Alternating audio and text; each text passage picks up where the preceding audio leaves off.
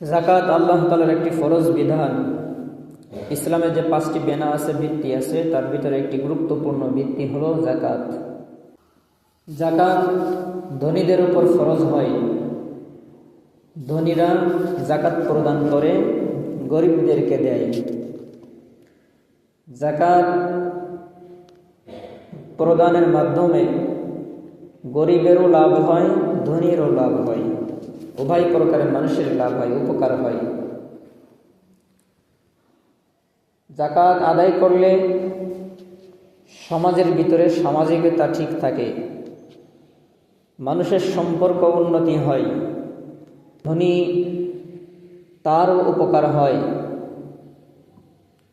আর গরিব তারও উপকার হয়।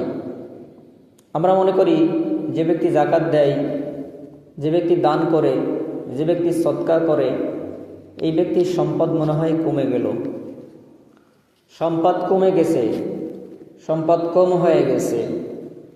কিন্তু না, ওই ব্যক্তির সম্পদ কমে না, বরং আল্লাহ তাআলা বৃদ্ধি করে দেন। সুবহানাল্লাহ। যে ব্যক্তি যাকাত প্রদান করবে, আল্লাহ তাআলা মহান রব্বুল আলামিন তার সম্পদগুলোকে আরো বাড়িয়ে দেন। আল্লাহ তাআলা মহান রব্বুল আলামিন জানান, ইয়ামহাকুল্লাহু রিবা ওয়া ইউরবিস সাদাকাত।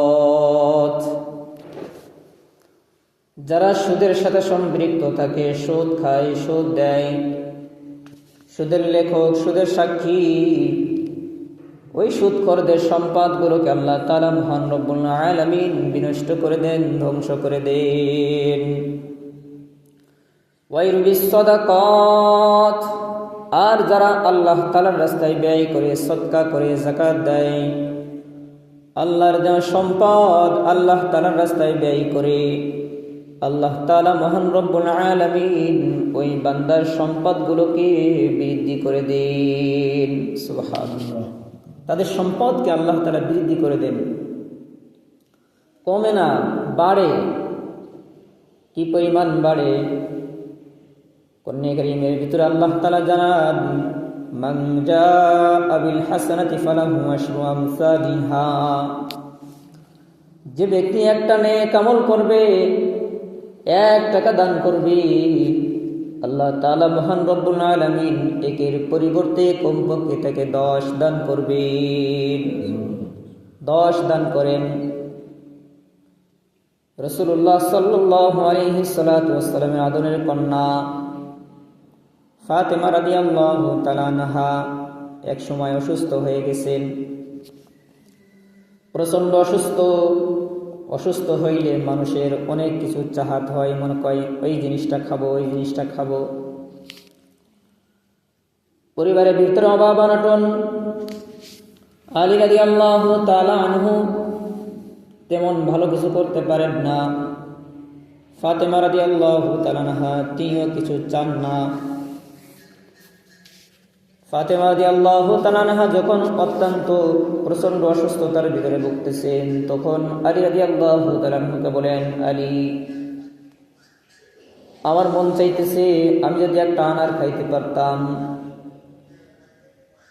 একটা বেদনা যদি আমি খাইতে পারতাম, মনে হয় আমার অন্তরটা শান্ত হতো, আমার অসুস্থতা দূর হয়ে যেত।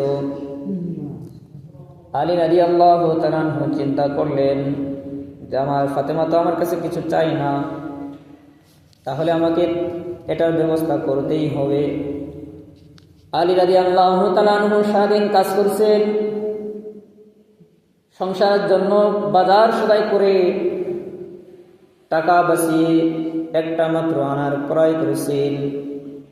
ওই একটা আনার ক্রয় করে যখন বাড়ির দিকে ফিরতেছেন, প্রতিমধ্যে এক ফকির ভিক্ষুক আলী রাদিয়াল্লাহু তাআলা আনহুকে বলতেছেন, আলী, আমি তো খুব অসুস্থ, আমার মন চাইতেছে আমি যদি একটা আনার খাইতে পারতাম তাহলে আমি সুস্থ হয়ে যেতাম, তুমি কি আমাকে দিবে? আলী রাদিয়াল্লাহু তাআলা আনহু চিন্তায় পড়ে গেছেন। এদিকে ফাতেমা সারা জীবনেও কিছু চাই না, সে একটা আনার খেতে চেয়েছে, তার জন্য নিয়ে যাইতেছি। এদিকে ভিক্ষুক চাইতেছে, কি করি? আলী রাদিয়াল্লাহু তাআলা আনহু চিন্তা করলেন, আল্লাহ তাআলা মহান রব্বুল আলামিন ভিক্ষুককে ফিরাইতে নিষেধ করেছেন।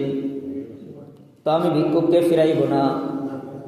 একটা আনার কেটে টুকরা করে 2 টুকরা করে 1 টুকরা ভিক্ষুককে দান করছি, আর অর্ধেক আরেকটা টুকরা নিজের কাছে রেখে দিয়েছেন, ব্যাগের ভিতরে রাখছেন। আলী রাদিয়াল্লাহু তাআলা আনহু যখন এই কাজ করছেন, ভিক্ষুক অর্ধেক আনার খাওয়ার পর আবার বলে, আলী, আমার মনে হইতেছে আমার অর্ধেক অসুস্থতা চলে গেছে, আমি অনেকটাই সুস্থ হয়ে গেছি। তুমি যদি আমাকে পরিপূর্ণ আনারটা দিতে তাহলে আমি পরিপূর্ণ সুস্থ হয়ে যেতাম।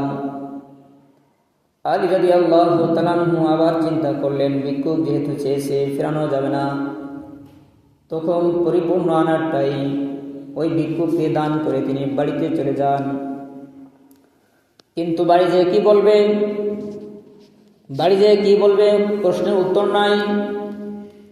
বিবি তো একটা আনার চেয়েছিল, ক্রয় করেছেন, কিন্তু বাড়ি পর্যন্ত নিয়ে আসতে পারেন নাই, ভিক্ষুককে দান করে দিয়েছেন। ঘরের দরজায় যে দাঁড়িয়ে আছে ফাতেমা রাদিয়াল্লাহু তাআলা আনহা। যখন বুঝতে পারছেন আলী রাদিয়াল্লাহু তাআলা আনহু ঘরের বাইরে দাঁড়িয়ে আছেন, তখন ফাতেমা রাদিয়াল্লাহু তাআলা আনহা জিজ্ঞাসা করেন, আলী, আপনি বাইরে দাঁড়িয়ে আছেন কেন? ভিতরে ঢোকেন।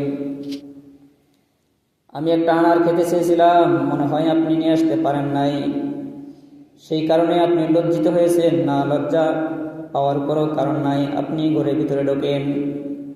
আল্লাহ তাআলা মহান রব্বুল আলামিন আমাকে সুস্থ করে দিয়েছেন। তো যে সমস্ত ব্যক্তি আল্লাহ তাআলার রাস্তায় দান করে, দানের মাধ্যমে আল্লাহ তাআলা বিপদ আপদ দূর করে দেন।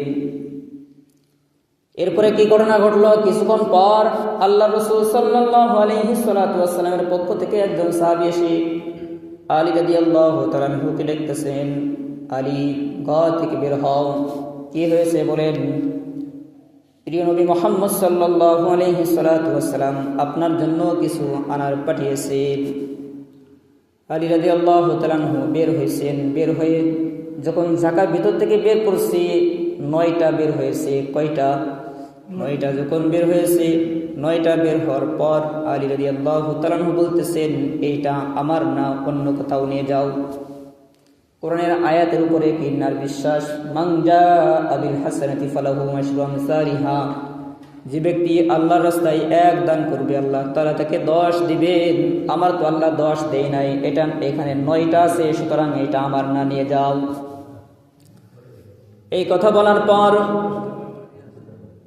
রাসূলুল্লাহ সাল্লাল্লাহু আলাইহি ওয়াসাল্লামের পক্ষ থেকে যে সাহাবী এসেছিলেন, তিনি বলতেছেন, আলী, তুমি এইটা বলছো, এর কারণ কি আমাকে বলো। তখন তিনি বলতেছেন, আল্লাহ তাআলা কোরআনের ভিতরে বলতেছেন, একের ভিতরে আল্লাহ 10 দেন, আমাকে তো 9 দিয়েছেন, এই 9টা আমার না, আমাকে যদি দেন তাহলে 10ই দিবেন। তখন ওই সাহাবী বলতেছে, আমি এই আয়াতের মর্ম বোঝার জন্য আমি একটা লুকিয়ে রাখছিলাম, দেখলাম তুমি কি বলো, আমি একটা লুকিয়ে রাখছিলাম, এই নাও তোমার 10টা। সুবহানাল্লাহ। আল্লাহ তাআলা একে 10 দান করেন। যে ব্যক্তি আল্লাহ তাআলার রাস্তায় যাকাত দেয়, দান করে, আল্লাহ তাআলা তাকে একে 10 দেন। শুধু 10 না, আরো অনেক দেন। অন্য আয়াতে আল্লাহ তাআলা বলেন, মাসালুল লাযীনা ইউনফিকুনা আমওয়ালাহুম ফী সাবিলিল্লাহ কামাসালি হাববাতিন আনবাতাস সাব'a সানাবিলা ফী কুল্লি সুমবুলাতিন মিয়াতু হাব্বা ওয়াল্লাহু ইউদাঈফু লিমান ইয়াশা আল্লাহু ওয়াসিউন আলীম।